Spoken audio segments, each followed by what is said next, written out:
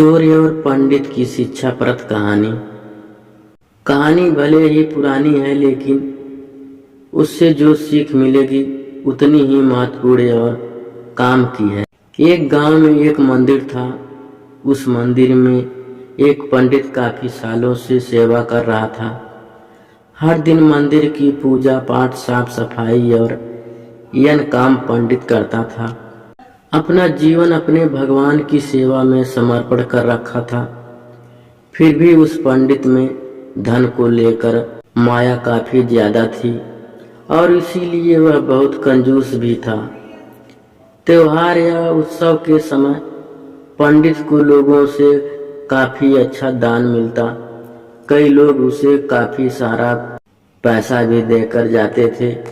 पंडित ने सालों से उसे मिलने वाला पैसा सोना और चांदी एक पोटले में जमा कर रखा था। कंजूस पंडित उस पोटली को हमेशा अपने पास रखता था। गांव के लोग कंजूस पंडित के स्वभाव को और उसके पास रखी धन की पोटली के बारे में अच्छे से जानते थे। एक बार उस जंगल में एक चोर आया। लोगों से उसे किसी तरह पंडित की उस धन वाली पोटली के बारे में भी पता चल गया।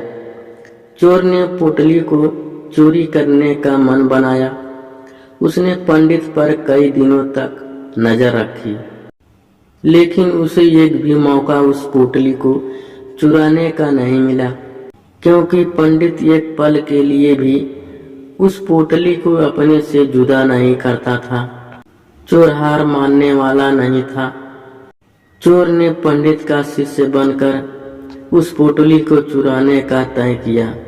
चोर भेष बदलकर पंडित के पास पहुंच गया और उसने पंडित की काफी तारीफ की। चोर ने पंडित के तारीफों के पुल बांधते हुए उसे कहा कि वह भी पंडित की तरह ही ज्ञानी और समझदार बनना चाहता है। उनके साथ रहकर पूजा पाठ और मंदिर के बाकी काम सीखना चाहता है। एक अनजान व्यक्ति के मुंह से अपनी इतनी ज्यादा तारीफ सुनकर पंडित को बहुत अच्छा लगा और उसने उसे अपना शिष्य स्वीकार कर लिया। अब वह चोर पंडित के साथ ही रहने लगा। वह पंडित जहाँ भी जाता वह चोर भी उसके साथ साथ जाता। पंडित का भरोसा जीतने के लिए चोर अब भी उनके यन निजी काम भी करने लगा, जैसे पंडित के कपड़े धोने, उसके लिए खाने का इंतजाम करना। धीरे धीरे पंडित को उस चोर पर काफी ज्यादा भरोसा हो गया। एक दिन पंडित और चोर किसी दूसरे गांव जा रहे थे। वहां रास्ते में एक नदी के पास भी लोग ठहरे। पंडित को नदी के पानी में नहाने की इच्छा हुई। पंडित ने अपने धन की पोटली चोर के पास रखते हुए उसे कहा कि मैं नदी में नहाने जा रहा हूँ। चोर इतने दिनों उसी मौके की तलाश में था। पंडित जैसे नदी के पानी में नहाने के लिए गया, चोर उसकी धन की पोटली लेकर वहां से भाग गया। दोस्तों, हमें विश्वास करना चाहिए। विश्वास से ही दुनिया चलती है।